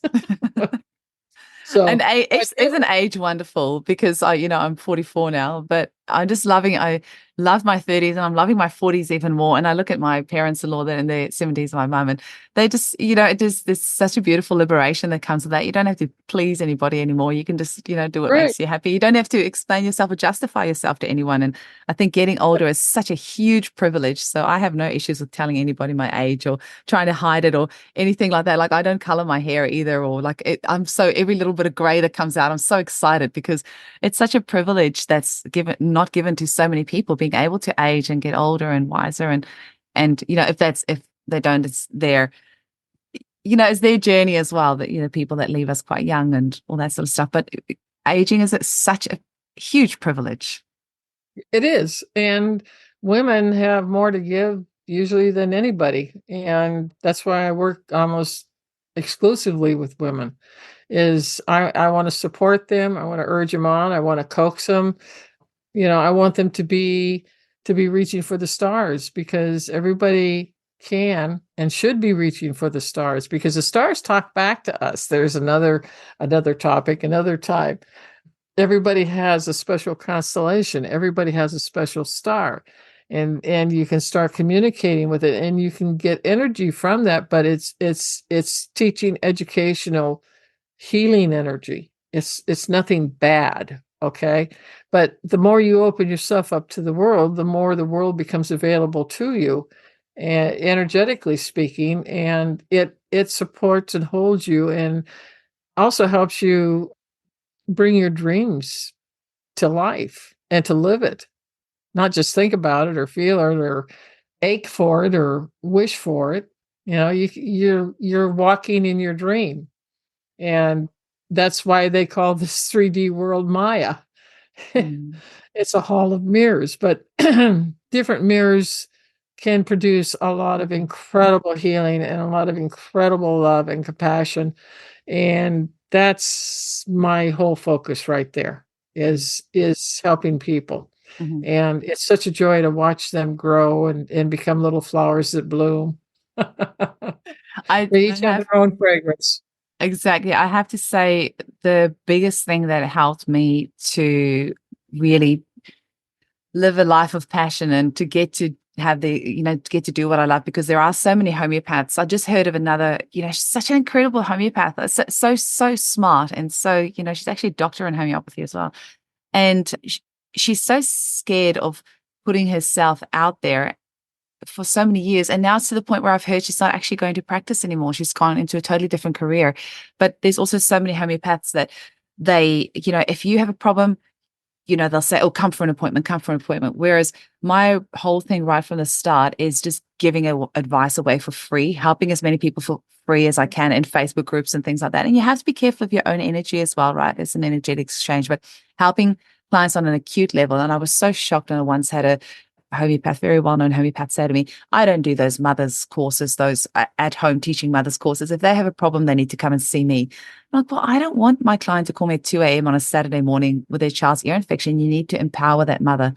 And I've found over the years that the more I give away, the more I empower others, instead of thinking, oh, it's going to take business away from me. Oh, I can't tell the person this secret or that thing or this a remedy that I use or the way that I do this or that, because it will take business away from me.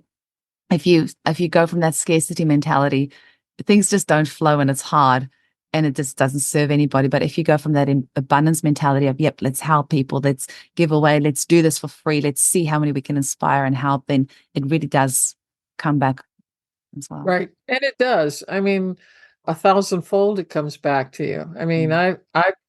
I've lived a life that very few, I mean, most of them would think I was making it up because I am a fiction author and New York Times best-selling author, that I made it all up, but I didn't. But it was a matter of crawling out of the cellar and working through my wounds and taking responsibility for them and getting the help and asking for help and getting it.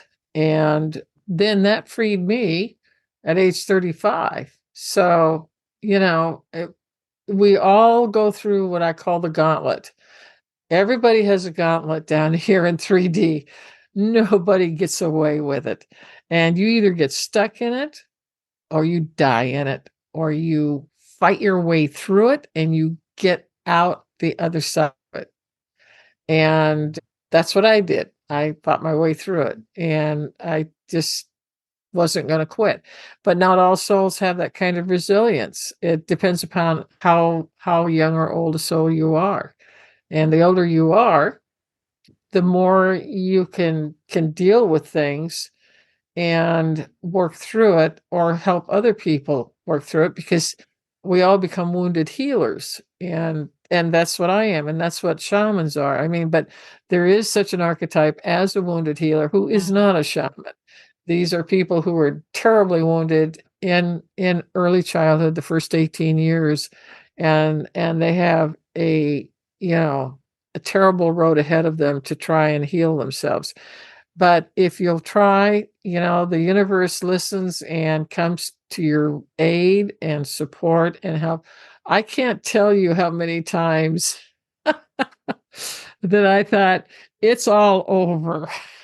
And nope, not really. I mean, it's like, keep on going. And there would always be some synchronistic event, some person, some event would happen and it's like it just miraculously comes out of the ethers and goes bing, and it's right there. You go, oh, okay, all right, I see the road. All right, keep on going, But that's what we have to do. And your older souls can handle that a lot better than a younger soul.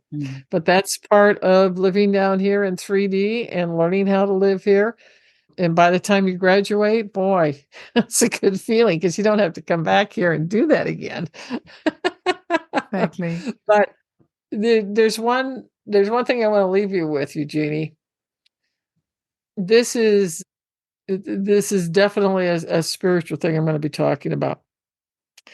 There are a lot of souls down here right now for the change of guard, if you will, with the energy of this planet. And the souls that have come in, and they started back in about the 1930s. Okay. And these are what we call mission souls.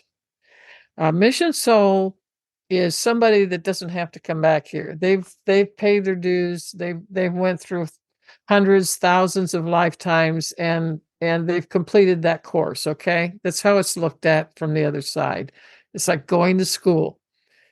And a mission soul, first of all, is a soul that is on some kind of service path where they want to help others. Would probably be the best way to say this. There's many different types of service paths. And they volunteer to come down here, and they plan for it, and they plan, the type of personality that we have to have, where we have to live, what country, what are we doing in that country. But a mission soul is there to hold the incoming energy and not allow the energy that's leaving to corrupt and crumble it and destroy it before it ever gets in. And this is where we're at right now. And I'm not a doomsdayer. Don't even think that. But we have more mission souls down here in every country of this world that are working from the heart and working as hard as they can, because boy, we are up against an onslaught. I have never seen anything like this. But I'm glad I'm here, and I wouldn't want to be anywhere else because I like to be where the action's at. And you're a mission soul for sure. Okay. Anybody that can spread the word and the word gets out, even if it's to a local area, a local radio station or whatever, or maybe regional, maybe your state or your province or whatever. But when they become world famous, or what we don't like to call it famous, we call it global. When you become global, which you have become, okay, this tells me everything I need to know about who and what you are. You really didn't have to come back. You did, though, and you are in the thick of it, just like every mission soul is in the thick of it now. And the thing is, with a mission soul, they're much older souls, and they know how to ground, and they know how to just stand straight and tall. And the wind, the rain, the fire, nothing stops them and nothing knocks them down, because they've been there, done that so many times in those incarnations here in 3D.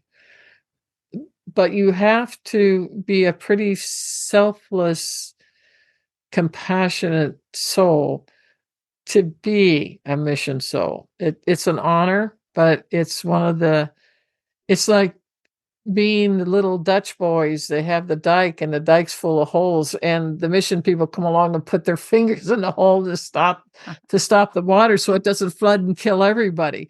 That's what we're in right now. Okay. And it was a time when we needed to get the word out to as many people as we could about what is really going on, and how you can help yourself and help your family and keep that stability, because you can't get tied up with what's going on here. There's such a thing as what we call detachment. And detachment in a spiritual sense is not caring about what happens to anybody. That's not the detachment I'm talking about. The detachment is you love everyone and you do not allow what everyone is doing to each other to harm or kill or murder or torture them or whatever, but you love them anyway. And you work with that love. And that makes the difference. That's what makes a mission soul who they are. It's an incredible time that we live in here now. And it only happens once every 21 to 2500 years. And here we are in the breach of it big time. It's an exciting time. I'm very excited about it. I feel very positive about it. I know the people I work with are hell on wheels. They are not going to give up and they're not going to give in, and they are going to see this new world coming for all of us. And it's going to free everybody from here on out. I just can't think of a more important time to be in body than right now. Mm. I don't know if you've thought about it on that scale, but I wanted to kind of share it with you because that's the scale where I live. And I'm aware of these things. And at night, mission souls go out with their astral body, and we are in battles. We are dealing with the darkest of the dark right now. And we are protected, and we are not going to get killed, but we're working 24/7, 365 right now. It's balls to the wall, for lack of a better word. That's exactly where we're at. You'll have to do 366 this year. We've got a leap year, Eileen. That's fine. Extra day. I don't care how many days. It doesn't matter. But what you're doing, Eugenia, I just really want to praise you, and it just, you're an incredible light to the world. I just want you to know that. You don't realize who you are. I do. And you just keep doing what you're doing. You're in the right path. You're in the glide path. I used to be a pilot, so I flew planes. So you're on the glide path. You're coming in for a landing, and that landing is going to be huge over the coming next 6-7 years. And we're all going to be better for it because of what you're doing. We're all going to be better people. We're all going to educate each other. We're going to know a lot more. And that always helps. That never hurts us. That always supports us. Mm. But everybody has good ideas, has experiences. Let's get them out there. Absolutely. Yeah. Hallelujah. Eileen, it's just, I just never want our conversations to end. It's just so beautiful. Thank you so much once again for today. And we're going to chat again next week. And I've got, can't wait to hang out with you again and delve a bit more of this. I always leave with like another gazillion unanswered questions, but I know if I ask them, I'm going to like keep you for another few hours here. And I know it's nighttime there. It's getting late. I'm not going anywhere. I'm not going anywhere. I'll save it for I'll save it for next time. But it's just, yeah, I've just been more and more this idea of, oh, there I go. The question's going to come out, but this good and evil and the yin and yang, and you know how you're talking about the person that murdered. The evil isn't like you can't, but also, but is it really a win? Because we can't have one without the other, right? It's impossible to have one without the other. But you can have a balance between them, and it's so horribly imbalanced. Okay, gotcha. Been totally suppressed. You've suppressed over half the world's energy. You think we're balanced? Okay, I don't. Good point. Good point. Good okay. Point. Because the other thing is as well, like we wouldn't incarnate into this planet if there wasn't work to do anyway. So I don't know if there ever won't be work to do, because what's the point of coming down here if we don't have shit to do? That's right. Oh, there's a lot of shit around. There's no question about that. It's how we conduct ourselves in it that is really, really important. And you do not want to get tied up with nuclear war or what they're doing in Syria and Iran or Iraq. This is where you're detached because you don't want to waste your energy on things that you cannot control. Okay, you're not in a pilot's seat, in combat dropping bombs. That's a different story. We're not there. Let it go. The more we stay open from the heart, the more the energy comes in through us and down into this third dimensional world.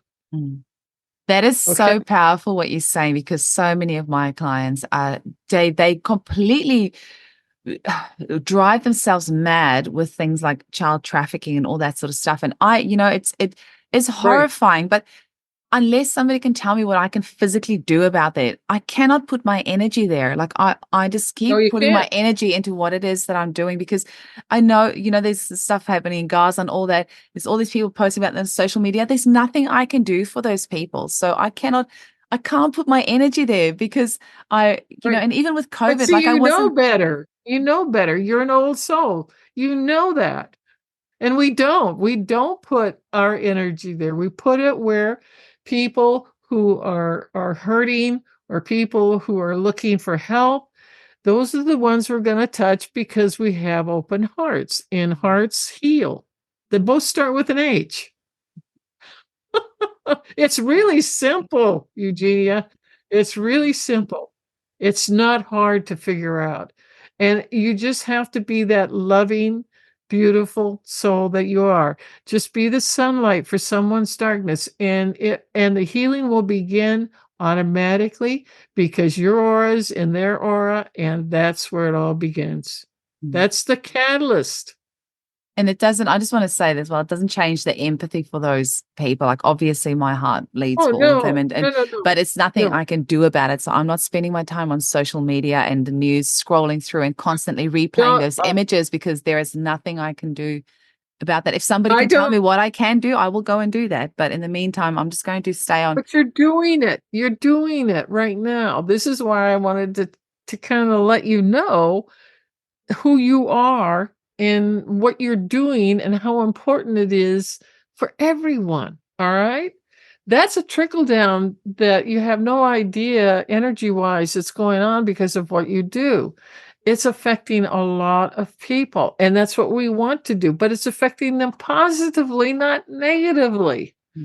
Okay. And if they don't want to go along with you, and if they don't agree, that's fine. Bless them. And let them decide what they want to do, but you know what you have to do. Okay. So just be who you are, and you don't have to apologize to anybody. Okay. Thanks, Eileen. Yeah. I'm sending you so much love, and I'll chat with you again next week. You too, and I love what you do. And thank you. Thank you very much for everything you do. You're just amazing. The feeling is so mutual. Well, let's see what we can do together. Let's find somebody that can do a coloring book for us. Let's do it. Let's put it out there. So you take care, all right? And I love you. Bye. And I love everybody that stayed. Bye-bye.